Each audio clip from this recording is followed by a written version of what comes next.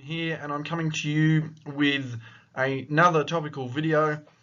My Player of the Week video will be out very shortly. I'll upload that following this one, but I want you guys to check this one out first. It is my top 5 NBA MVP candidates for the halfway point, so that was January 19th, 2018, of the 2017-18 NBA season. Now, you'll see 6 people there, and I'll explain that shortly. But without further ado, let's get into it. The top 5 NBA MVP candidates for the halfway point of the 2017-18 NBA season. And as I said, the halfway point for me was January 19th. So these are just some of the factors that I have taken into account while compiling this list and coming to my conclusions. Their offensive contribution, obviously key to winning games, getting scores on the board. Defensive contribution, how much you're able to stop the opposition from scoring and how much you're able to affect your direct opponent and matchup, so to speak. Rebounding ability, now obviously this will vary depending on your role. A guy who's a point guard should be out there chasing great high rebounding numbers, but at the same time, if he's the guy that's taking the responsibility to grab all those rebounds, then his numbers do need to be of a decent proportion. Playmaking and distribution, so obviously people are going to go, so you mean assists? Not necessarily. The ability to make the play doesn't necessarily mean you make the assist. It means that you're the guy who's able to finish the play, whether it be scoring or whether you're the guy that's able to set the screen for the guy to cut to the basket so the other person can make the pass. And distribution obviously is passing ability, and that's not necessarily giving assists. That's in how you assist. So again, just coming off a high screen or coming off a baseline screen and curling and waiting for someone to throw you a basic chest pass, not necessarily qualified for distribution. Defense has to be key. You've got to be able to play both ends of the floor. Again, factors taken into account. Not all of them need to be at 100%, especially if you're overriding in another area, and you'll see that shortly. But defense is very critical. Overall contribution to the team's success. So if you're leading that team, if you're leading them scoring on the offensive end, or you're leading them defensively, what is your overall contribution to the team's success? And what is your statistical impact? So you putting up great numbers as well with the way that you're leading your team and all of these other factors, or are you simply just chasing numbers and the team is not doing that great overall? Now, just a quick note, overall team record, although important, was not necessarily a factor in the rankings, but I will point out that a player whose team's record was below 500 was not in contention. You've got to be making the playoffs to be an MVP candidate, and you've got to be reasonably high, or at least have the potential to be reasonably high finishing the season for your team. So that is a factor there. Again, overall rankings didn't determine on the team's record. So just because your team was the 8th seed doesn't mean that you weren't low on my MVP race. So without further ado, let's get into it. So these are the guys that are just outside the 5. Again, some of these are really questionable. I mean, all the guys here have a case for being top 10 in my opinion, and a few of them even have a case for being top 5. At number 7, I have Kyrie Irving. Kyrie's been absolutely fantastic for Boston, considering Gordon Hayward went down and everyone rode the Celtics off to not even make the 8th seed in the East. They're now currently leading the East and are looking like they're going to be doing very well going into the playoffs, and even looking like a top contender coming out of the East at the moment. Kyrie's been playing very well. His offense has been good.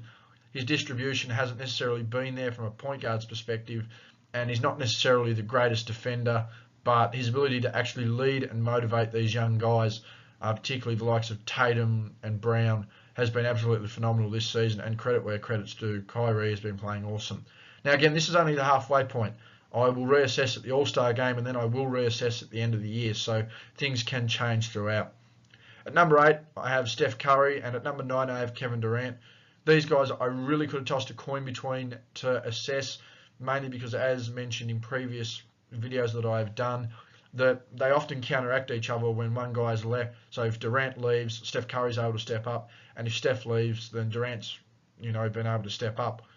It's going to be very tough for either of them to win the MVP for me, mainly because they're both MVP talents on the one team that are playing so far and away good, and I really don't see how I can rate one of them over the other when they both do the exact same sort of job when one of them's out. So Very tough for them to win the MVP unless one of them goes on the absolute tear and the other willingly takes a back seat.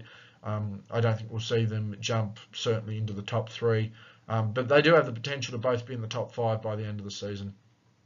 At number 10, I have LaMarcus Aldridge of the Spurs. He's been the most consistent player on that side all year. He's been there for the longest amount of time all year, and generally really been leading that side considering the absence of Kawhi Leonard.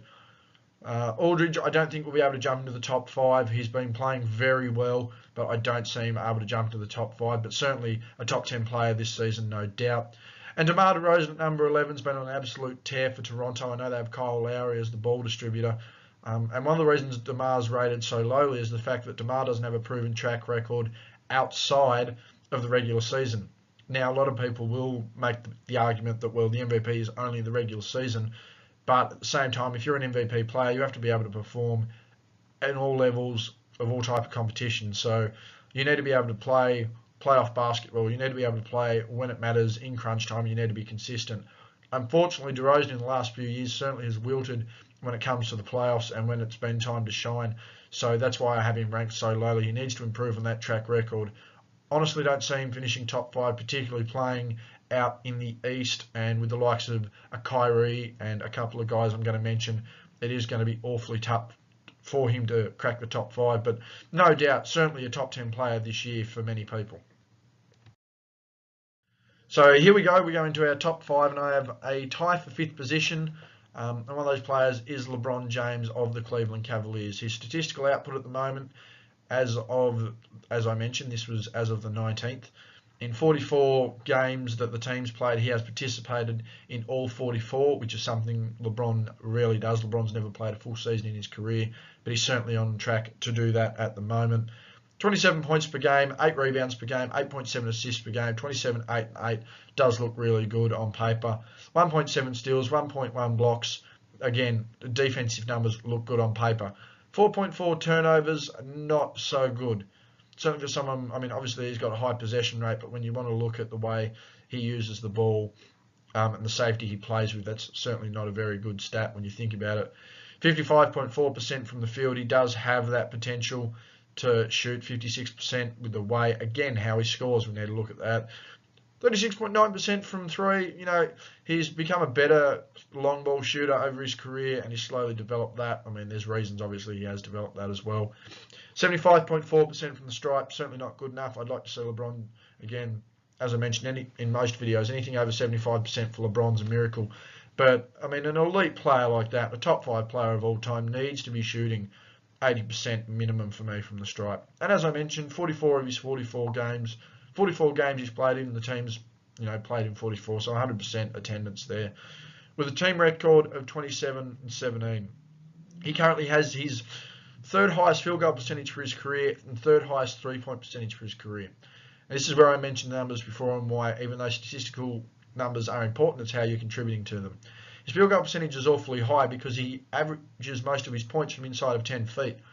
Not that that's a bad thing, but when your only offensive move generally is to drop the shoulder and barge through everyone and try and score from pretty much 2 feet from the basket, then yeah, your field goal percentage want to be high. Again, I'd like to see that drop and maybe the points go up a little bit more.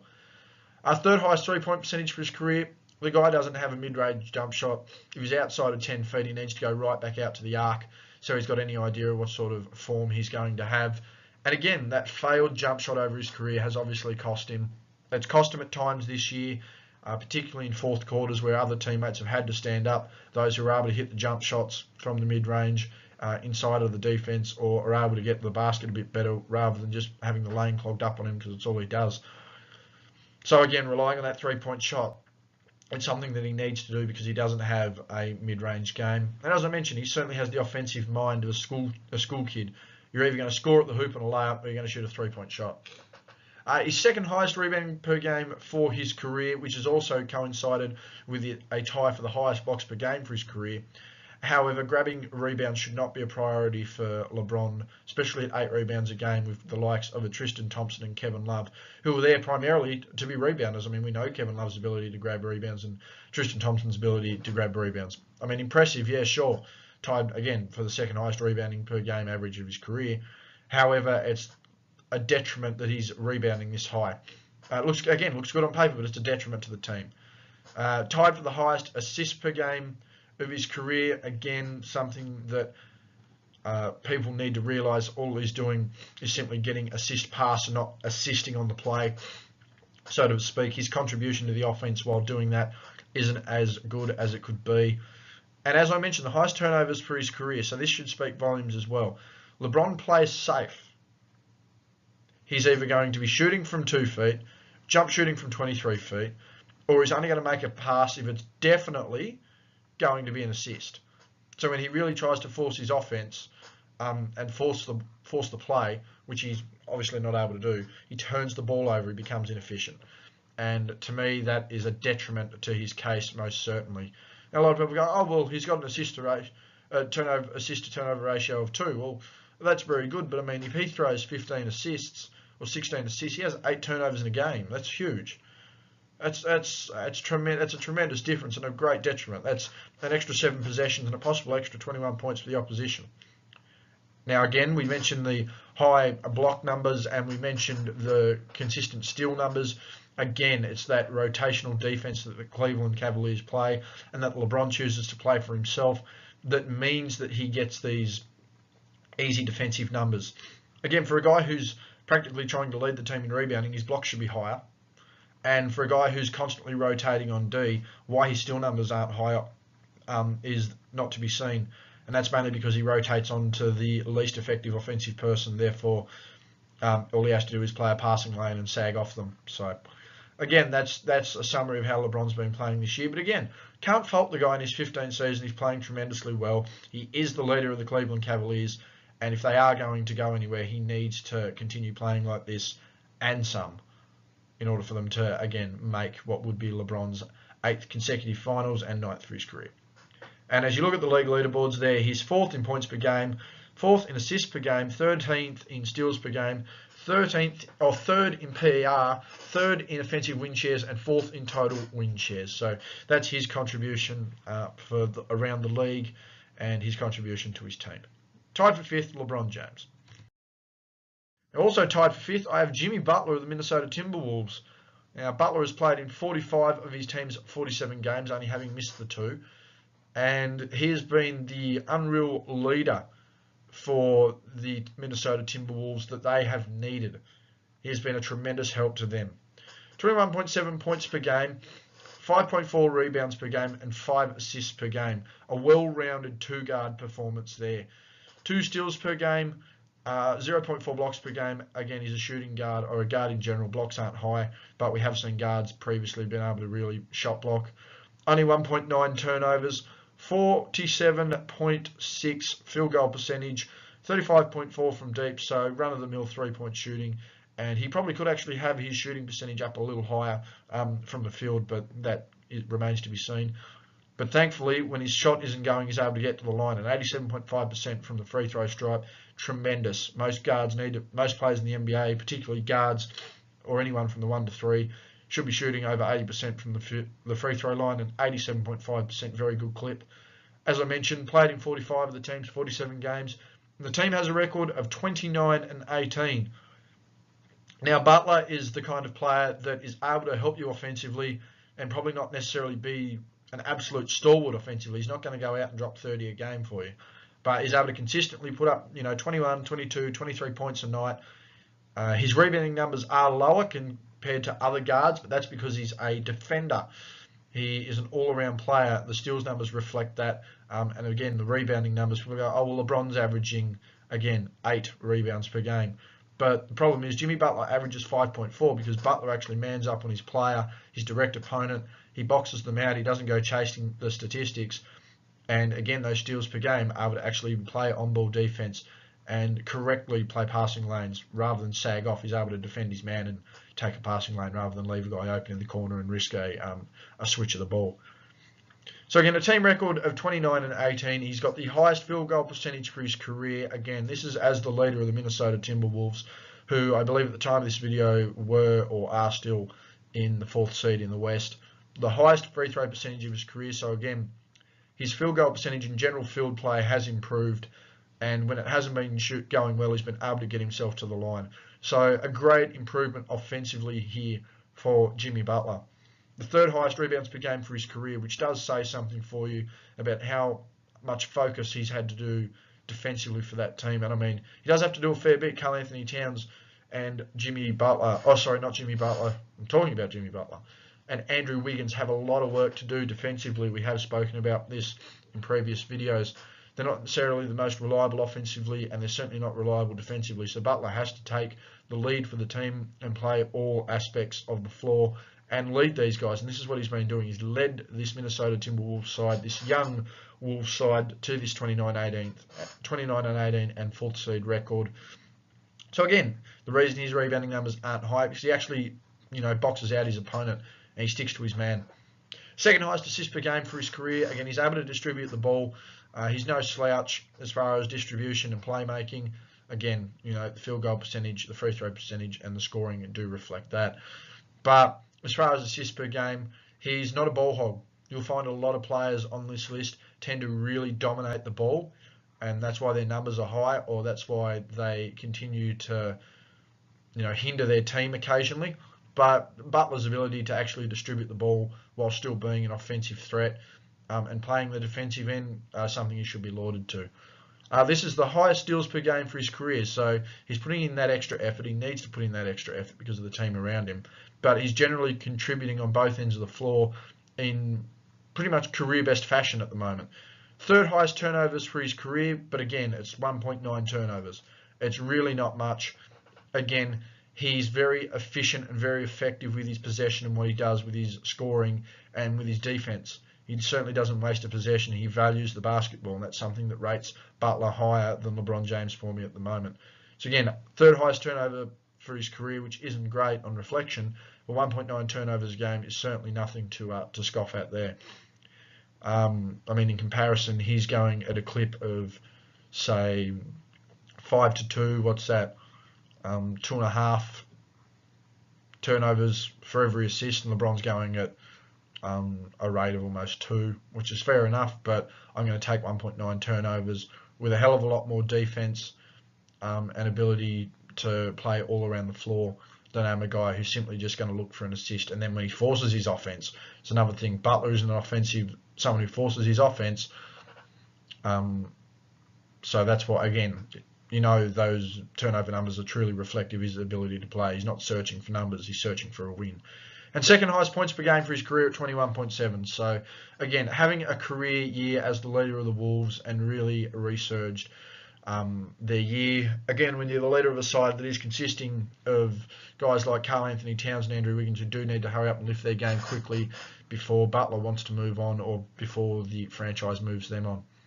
And looking at the league leaderboards, he's tied for 19th in points per game, tied 3rd in steals per game, 14th in player efficiency rating, tied for 4th in offensive win shares, and 6th overall in win shares for the league. Now, a lot of people are going to go, oh, but LeBron, he had a higher leaderboard factors. That's very true. But you've got to remember, this is a guy who's willingly leading this team. They have a better record. Again, record isn't always going to have a factor into it. But when you're a better all-around player and more efficient player, PER does say something, but with your limited possession, when you are a more efficient player, then yeah, you do get rewarded. And that's again why the Wolves are winning games. So again, tied for 5th, along with LeBron James, is Jimmy Butler. Now, number 4, I have Russell Westbrook of the Oklahoma City Thunder. Again, Russ has been the consistent offensive threat for OKC this year. Paul George has had his moments, and he's been more relied on defensively. And Carmelo Anthony has basically been screen and roll, shoot, rebound. That's pretty much it. But Russ has been sitting at 24.8 points per game, 9.7 rebounds per game, 9.9 assists per game. Again, flirting with that triple-double, scoring points at 25 a game almost, distributing the ball at 10 a game. Again, these rebounding numbers, though, for a guy who's 6'3", when you've got the likes of Paul George, Steven Adams, Carmelo Anthony on your team, just to name 3 guys who are certainly ahead of you in the rebounding numbers, you need to hurry up and improve and do a little bit more there. And even sacrifice those rebounding numbers for the sake of not stat padding, but for getting wins. 2 steals per game. Again, different kind of steals, different kind of defensive setup for Westbrook. He's not the greatest on-ball defender in comparison to a Jimmy Butler. But he certainly puts a hell of a lot more effort in than a LeBron James as of recently, so I can't fault him there. 0.2 blocks per game. Again, you're going to get those rebounds. You want to be blocking shots. I don't expect him to be putting up, 2 blocks a game, but it wouldn't be unreasonable to see him be averaging 1 block a game from the guard position, particularly if he's going to be chasing rebounds like that. But again, he gets the rebounds by leaking out and his teammates spacing out. 4.6 turnovers a game, not efficient. Does force the offense and does force the ball, but at the same time, that's how he plays. He's up tempo, he's run and gun. But again, 4.6 turnovers per game is certainly nothing to be proud of, particularly when you're going at almost 2 turnovers a game for 10 assists, and you're playing with the likes of a Paul George, who isn't necessarily the most efficient shooter, and a Carmelo Anthony, who is streakier than a pitch invader at a soccer game. So 43.6% from the field. Only thing I do give Westbrook credit here is that he shoots no matter what. He's not going to go down stat padding. He's going to go down wanting to win a basketball game by scoring. The amount of games where he's shot tremendously well and they've lost has been, irky to see. But the amount of games where he's actually shot poorly and lost, but really put the heart and soul into trying to win the game in the fourth quarter, has also been noticeable. So you could expect that maybe not worrying about those rebounds and maybe worrying about focusing on his shooting, or not worrying about those rebounds and just boxing out his opponent and trying to improve on those steals, and that effective defense would be helpful as well. 31% from 3. He's not a great jump shooter. He does slash hard. He does, his layup is a dunker. That's simple. And 70.6% from the free throw line is god awful. When you're shooting nearly under 70% as a guard in the NBA, you could almost be considered to be a bench player material. I mean, if anyone looked at those shooting percentage numbers, you wouldn't pick Russell Westbrook particularly. But then when you showed those points, rebounds, and assist numbers, you'd have to say LeBron James. So there's a real mix as to what the hell's going on here. Again, those poor shooting numbers show his ability, to just want to shoot the ball and just try and score the ball, but not an efficient or effective rate, as you can see. Rebounding numbers, again, they need to drop. His assist numbers need to go up, but they need to be effective passes. He has played in 45 of Oklahoma City's 45 games, and the team record is 25-20. Again, he needs to sacrifice some on the offensive end, scoring, and in the stat department for his rebounds. Focus on his efficient scoring, focus on his efficient defense, lowering those turnovers. Again, when you're a point guard, you're averaging 10, you want to try and keep those turnovers low. And yeah, maybe that will improve the team record as well. Obviously, the consistency of Paul George and Carmelo Anthony a factor, but they could be, they will always be hot and cold. They were and have been the past few seasons. It's up to Russ, especially as the reigning MVP, to stand up and lead this team. So he's at the second highest rebounds per game for his career and the third highest assists per game for his career. Obviously, career highs last season from what I can gather. I'm pretty sure, if not last year for the assists per game, the season before was the highest assist per game he's had. But last year was definitely his highest rebounds per game. Second highest steals per game for his career. Again, people go, wow, that's awesome. He's, trying to have a year out on D. No, he's had more effective years defensively with lower numbers. It's to how you play defense. Those steals and that look great. I mean, you could average 4 steals a game, but if all you're doing is sagging off and playing the passing lanes, then you could get a steal a quarter. That's not hard. It's then the fact that your opposition player, while you have 4 steals, has 30 points because you leave them open. Second highest turnover rate for his career. I mean, he set the all-time league record for turnovers last year. He has been a turnover machine because he does chase those stats, but at the same time, he is a player that is willing to give up the ball occasionally, I must say. He's not the greatest distributor of the ball, but he does have a willingness to pass more and not necessarily worry about it just getting assists compared to actually making plays. And again, his ability with poor shooting and sometimes poor shot selection is a contributor to that. But third highest points per game for his career. Again, he did curtail his scoring by 6 points compared to last year, but he could probably even look at curtailing even more. I mean, there's no reason the guy couldn't come out and average, say, 19, 20 points a game, give a bit more scoring to the likes of a Paul George, and a couple of more shots to Carmelo, because, I mean, if Melo wants to spot up shoot, he can score. Lower the rebounding numbers, up the assist numbers. You'll find his efficiency turns over because he's not doing as much in the way of himself, rather than he's able to help and facilitate for his team. But Again, that's just something you need to look at. So a team record of 25-20 could certainly be looking at 30-15 if he was to sacrifice his numbers a bit and actually go into a pure point guard mode. Obviously, still being able to score, that's great, but relying on able to distribute the ball and playing nuggety defense would lower his turnovers, and again, limiting his effective offensive possessions would improve his shooting numbers out of sight. As far as the league leaderboards, he's the 11th ranked player in points per game, 13th in rebounds per game. He leads the league in assists per game, so that is a major contributor as well. Tied third in steals per game, 9th in PER, which is surprising when you look at those numbers. And again, another reason why you should be very careful as to how you rate efficient players. Second in defensive win shares, again, another reason why you do have to look at the way a player plays defense and the effectiveness of their defense. And 11th in win shares total. Now in third, I have Anthony Davis. A lot of people here will be wondering why I don't have DeMarcus Cousins. That's because DeMarcus Cousins is a turnover machine and is certainly not in it for the benefit of the team on both ends of the floor. So again, Anthony Davis from the New Orleans Pelicans is my third-ranked MVP candidate so far this season. 26.7 points per game, 10.5 rebounds per game, so he's putting up the board numbers he should as a big guy, and as what could be a primary scoring role, he's able to contribute there as well. 2.3 assists per game, he's a big, I'm not too concerned, but I mean, he does have guard-esque capabilities, so I mean, who's to say that doesn't jump up to 3.5 a game. 1.1 steals and 2.1 blocks, so he does have that defensive capability. Again, with those guard-esque capabilities, those steals are valid. His blocks are valid as well. I mean, he's playing with DeMarcus Cousins, but I do feel he could put a little bit more into his shot blocking as well.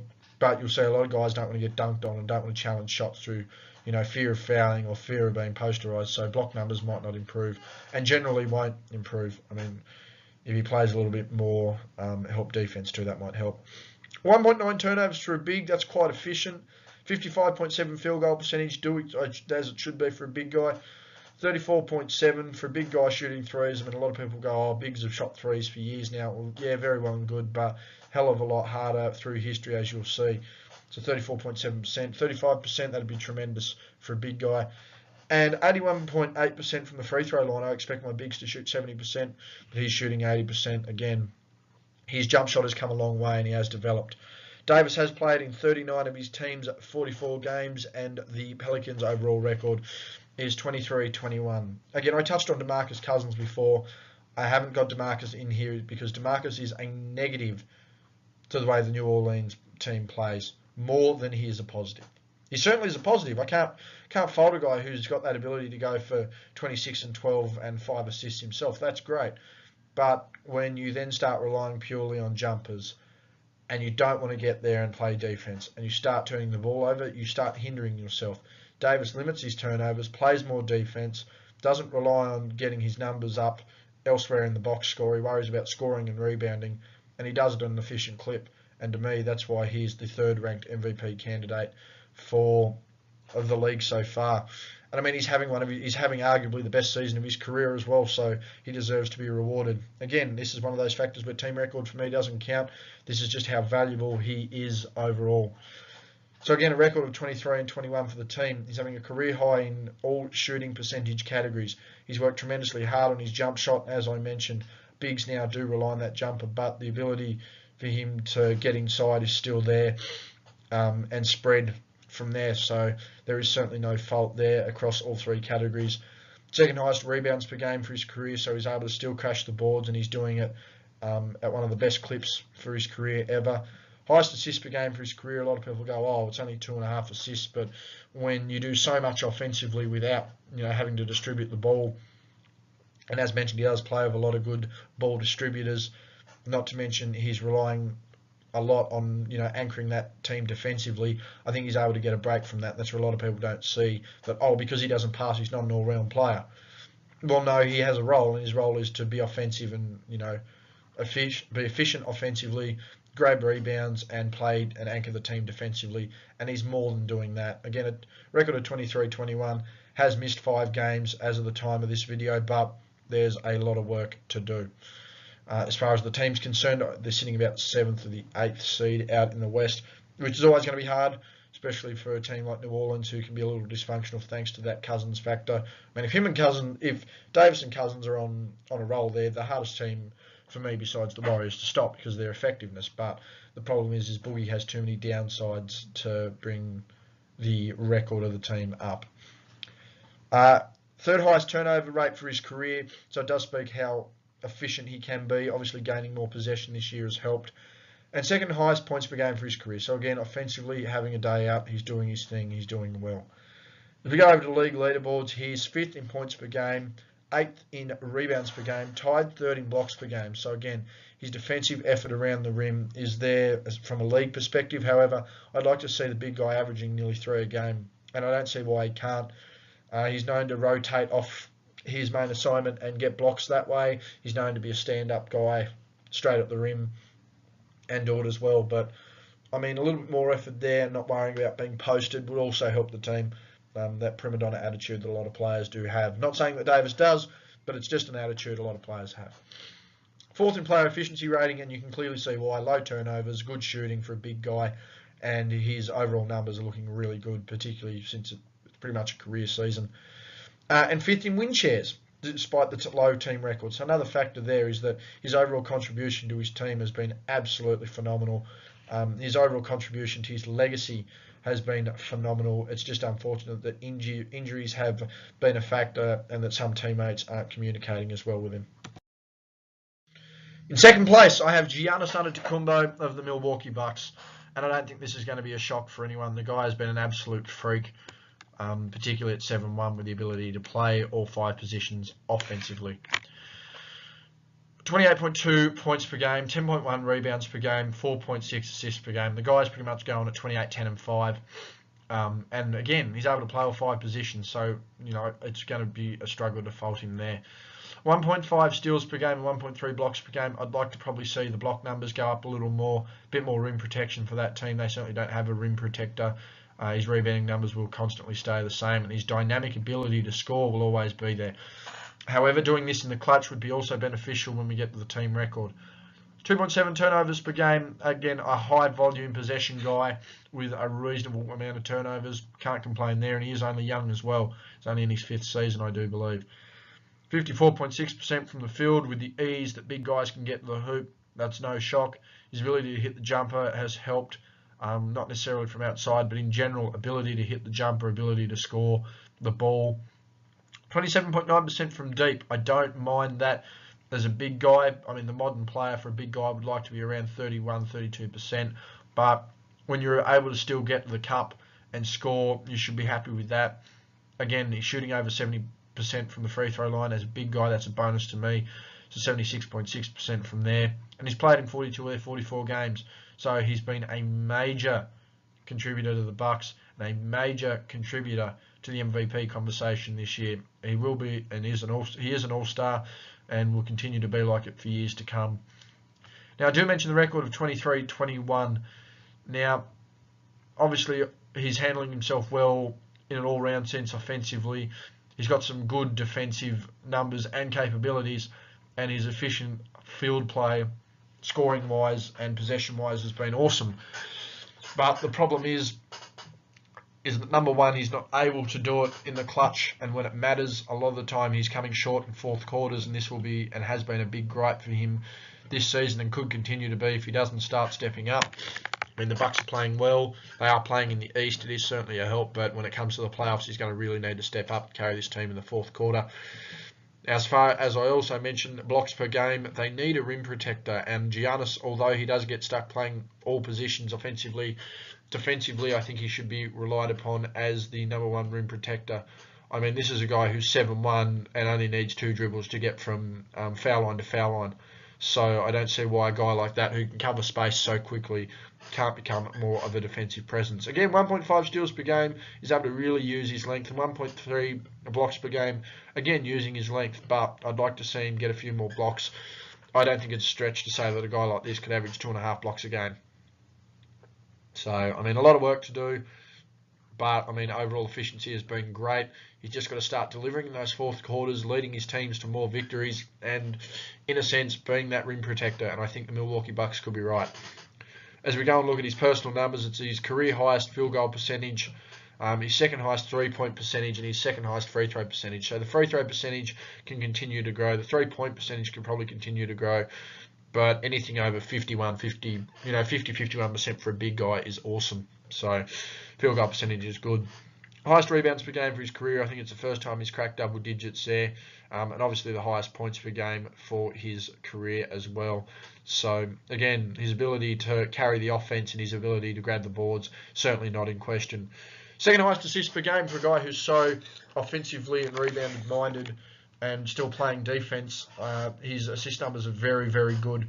And it's, scary to think that this guy is only 22, 23 years old. He's still got another 10, 12, 15 years in this league, so we'll see what he can do. Certainly helping his legacy and certainly helping his case with a season like this so far. Second highest steals per game, so again, he's having good input defensively on the ball in the passing lanes. Third highest blocks per game, again, when you've played 5 seasons, you're pretty much just sitting at an average here, but I would like to see him average 2.5 blocks a game, really help his team. And second highest turnovers for his career. Again, you would expect that with a guy whose possession of the ball and dominance of the ball has skyrocketed. So, when the responsibilities of the team's been thrown on his shoulder, you can expect the numbers to probably, in his turnover department, to go up. But not staggering. Certainly more efficient than LeBron James, that's for sure. And when we look at the league, and people are going to go, why are you comparing to LeBron? Because LeBron is pretty much the greatest player playing today. As far as on an all-time scale. He's not the best player playing. I don't think he's necessarily the MVP, and I don't necessarily think he's the best player in the league anymore, but he's the standard, but he's the bar and he's the standard. So when we look at league leaderboards, he's second in points per game, he's 10th in rebounds per game, he's 20th in steals per game, he's 18th in blocks per game. So again, he's hitting those defensive leaderboards there and contributing, but I'd like to see him do a little bit more, which could, in essence, shoot him right up.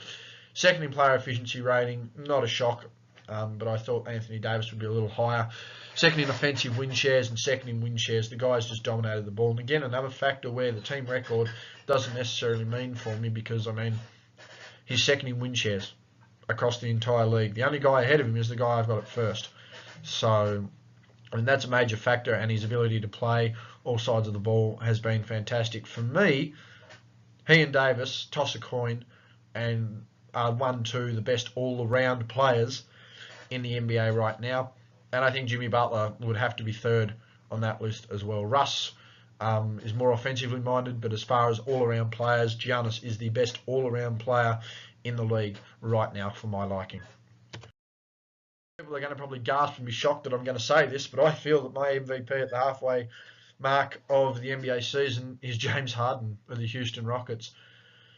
What else can you say? He has them at the second best record in the West at 31-12 at the time. He's played in 36 of the 43 games. Would like to see that up a little bit more, but suspensions and injuries and just little things have affected that. But he's 31.7 points per game, is the highest points per game for his career. His rebounding numbers are down from last year, but 4.9 rebounds per game is certainly pretty decent for a shooting guard or combo guard, although it could be a little higher. 9 assists per game puts him in the top 3 around the league for assists per game, and it is his second highest assists per game behind last year. So again, he has sacrificed his rebounding and assist numbers in order to focus on his scoring, which has been certainly helpful. And he's had to carry a load offensively with the stints that Chris Paul had out. And the unreliability that Eric Gordon can be sometimes as well. But nonetheless, 31.7 points per game, a career high. 4.9 rebounds per game, 9 assists per game, which is the second highest assist per game average for his career. 1.8 steals per game, which is tied for second highest for his career. And 0.6 blocks per game, which is tied for second highest of his career. However, I do want to point this out. Those are passing numbers. Mind you, his blocks per game are certainly coming from, rotating on defense and getting those blocks, or actually being there for a genuine rebound, so I will give him credit there. But his steals per game is simply coming off, sagging and bad passing. He's not forcing turnovers. He's still not playing good defense. His intention isn't to defend. His intention is to be offensive. And for me, as far as offensive ability, he's probably second behind Steph Curry in ability to, play all around the floor offensively. I think his ball distribution is probably a little better because, obviously he's searching for that distribution, but his ability to actually pass and facilitate is better than that of Steph Curry's. I feel his court vision's a little better.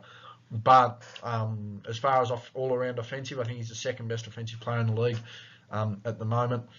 4.3 turnovers, again, at one point held the all-time record for most turnovers in the season. He broke his own record, but came second in turnovers last year to a guy called Russell Westbrook. So a little bit of a shock there. Not really. But, when you've got a guy with 4.3 turnovers a game and 9 assists, a ratio of 2-1, but, he's putting up the points. He's able to make up for those turnovers by still wanting to score the ball. 44.6% is not a good shooting percentage. By no means is it a good shooting percentage. For a guy who's putting up these kind of scoring numbers, he's shooting the air out of the ball flat out. But the one thing I give James Harden is he will continually want to score the ball. And that's something that I can't take away from him. His ability to want to continually score the ball, albeit inefficiently, has still helped this team. This is where it's going to come into the fact that I will reassess at the All-Star game. 38.7% from deep. I think he could be a 40% three-point shooter. He just needs to take more efficient three-point shots. He does waste them. However, when you're leading your team like you are, I might have question. And 86.8% from the free throw stripe is tied for the highest of his career. However, when you get to the line like he does, he should be a 90% free throw shooter. A 40% from deep shooter and a 90% free throw shooter is what James Harden should be, and he's not.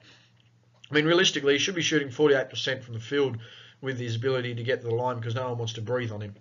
And he does have a good jump shot. And he's able to create his own shot off the dribble, off screens, through isolation and all that sort of stuff. He does have that ability, which is why I rate him as the second most offensively minded, or second most offensive. So Curry's the most offensive player in the league. All around, he's the second most all-around offensive player in the league, but he's just inefficient, and it's something he needs to look at. Again, if Curry was in that Warriors team by himself and doing things by himself without the assistants throughout the season, I know who I'd probably be sitting in this slide right here. But again, that's how James plays.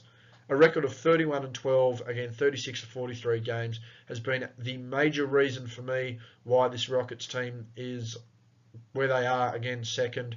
They were at one point the most informed team in the league a little earlier in the season, have slacked off a little bit, but they're still able to come out and win games. And second in the West is nothing to scoff at. Third highest field goal percentage for his career, which is saying something. He does need to work on that. But again, having one of his better years, so to speak, shooting. Third highest three-point percentage for his career, meaning he does have that ability to shoot better from deep, and I'd like to see that. Tied for the highest free throw percentage of his career, which is something I have a gripe on because, as I mentioned, he should be shooting a higher percentage because he shoots more free throws. That's just basic maths. If you're getting to the line, you should be able to shoot them. It's like Shaq. Shaq should have been able to shoot free throws a hell of a lot better than he did, but he didn't. Second highest assists per game for his career. We all know he had his highest assists per game last year, but let's be honest, he's probably been more effective offensively by narrowing and lowering his assist numbers. Second highest steals per game for his career. Again, a lot of people are going to look at that and be somewhat bemused and go, so why aren't you rating his defense? And, same with tied for second highest box of his career. Why aren't you rating his defense? Well, it's quite simple. I'm not rating his defense because there's no effort on defense. It's lazy defense. He's leaking off players and getting, into pass and just chasing passes around for steals. He's not necessarily playing one-on-one, forcing turnovers and forcing the other player's hand. There's a big difference between playing defense and getting defensive numbers, and he's a prime example there with the steals. Third highest turnover rate for his career, which is not a shock considering that the last two seasons have been the two highest turnover rates for his career. This number 3 with high offensive possession is no shock. But the highest points per game for his career, and again, he's leading the league in points per game. So he's looking at a scoring title here. Not many people have ever won, other than Michael really, have ever won the scoring title and won the championship. Harden wants to be one of those people. However, Harden needs to be able to risk the fact that he needs to be taking more efficient shots, and be looking at maybe relinquishing some of his passing and open spot up shots to the likes of a Chris Paul or an Eric Gordon. But for me, at the moment, he has led this Rockets team to the position they are in, and for me, he will be, at the moment, if the MVP was held, would be the MVP of the league. But again, as I mentioned, there are a lot of things he needs to improve on. I feel his shooting needs to improve in all facets. He needs to be a 47, 48% shooter from the field, a 40% shooter from deep, and a 90% free throw shooter. His turnovers need to drop, and I think he should relinquish some of his passing ability back to maybe worrying about rebounds, and then maybe worrying about actually playing some on-ball defense. So box out your opponent and don't just sag off for a cheap rebound. And if you do sag off for a cheap rebound, make sure you're contesting shots and you're actually wanting the block rather than just watching a guy go up and hopefully miss a shot. But again, 31.7 points per game, leading the league in scoring. I can't fault that. As far as league leaders are concerned, as I mentioned, he's first in points per game. A lot of MVPs have finished first in the scoring title, or at least in the top three. He's third in assists per game. Tied ninth in steals. Again, something you need to look at there is how he goes around it. His defense, again, these aren't on-ball steals, these are off-ball chasing steals. First in player efficiency rating, and that's mainly for his overall the team winning games and his offensive contributions, and certainly not his offensive efficiency. Again, something you need to look at there. First in offensive win shares, no shock, and as the leader of the team, the outright leader of this team that is sitting second in the Western Conference, he is first in win shares. I mean, again, there are so many things he does have to improve on. He's certainly not the all-around player of an Anthony Davis or a Giannis Antetokounmpo. He's certainly not the offensive threat that a Steph Curry or a Kevin Durant is. And he's certainly not the defender that someone like a Jimmy Butler is. But the way he's been leading this team and guiding them through the Western Conference, I mean, he's got to get to the Western Conference Finals, really, at the moment from the second seed, because I don't think they're going to beat the Warriors, but I do feel in the Western Conference Finals that if he's going to get there, then he does deserve the MVP at the moment. But again, there are just some things he needs to improve on. Efficient scoring, better defense, and maybe sacrificing some of those passes for Chris Paul. Would even see his points per game go up as well. He's not wasting as much energy. As we compare lists, these dates under the lists are when I compiled them. So my list again, as of the end of January 19th, which would have been January 20th over here in Australia. Number 11, DeMar DeRozan. Number 10, LaMarcus Aldridge. Number 9, Kevin Durant. Number 8, Steph Curry. Number 7, Kyrie Irving. Tied for 5th, LeBron James, then Jimmy Butler. Number 4, Russell Westbrook. Number 3, Anthony Davis. Number 2, Giannis Antetokounmpo. And number 1, James Harden. In comparison to Basketball Reference, we have matched 9 of 11 players. Obviously, they have a set 10, no ties. One matching player, so I have James Harden at 1. They have James Harden at 1. Their list was as of January 20th, by the way. So, again, excuse me. So we go through their 10. At number 10, they have Jimmy Butler. A lot of people sleeping on Jimmy Butler's contribution. Number 9, DeMar DeRozan. People know what's going on there. Number 8, Kyrie Irving. Number 7, Karl Anthony Towns, which I'm really shocked about considering he's had a pretty average year. Even though his numbers have been okay, but his play has not been okay. Number 6, Anthony Davis. Number 5, Russell Westbrook. Number 4, Giannis Antetokounmpo. Number 3, Kevin Durant. And number 2, LeBron James, which actually surprises me that Durant is so high, considering that this was compiled after Steph Curry had gone on a tear while Durant was out. LeBron James being so high, that's just more statistical analysis, especially with the equations Basketball Reference use.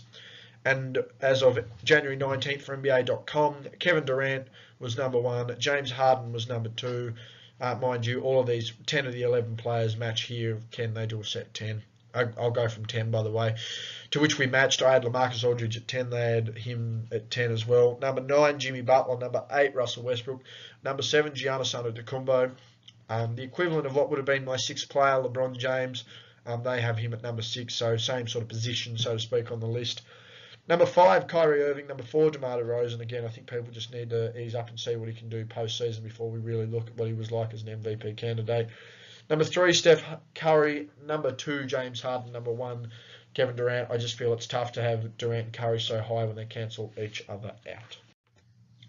And that's been the video, guys. Thank you very much for watching. Hit that like button. Leave a comment. Who are your top 5 and top 10 MVP candidates? Did I rank anyone too high? Did I rank anyone too low? Did I miss anyone? Let me know down there. Subscribe to the channel for more constant NBA content. Trying to get 2 to 3 videos up a week now rather than 1 a day. But still quality over quantity as always there. And hit me up on Twitter. Justin_G_Bryan is the best way to get in contact with me there. Talking sports, talking politics, talking real life. Everything you can think of, I'm talking about. So, again, come on over, follow me there, and you will see constant updates of this page and my Twitter there. Again, hit that like button, leave a comment and some feedback on the video, subscribe to the channel, and follow me on Twitter, Justin_G_Bryan. Thank you very much, guys. And the next video you will see from me is my NBA Player of the Week for the 16th to the 22nd of January 2018. Cheers, guys.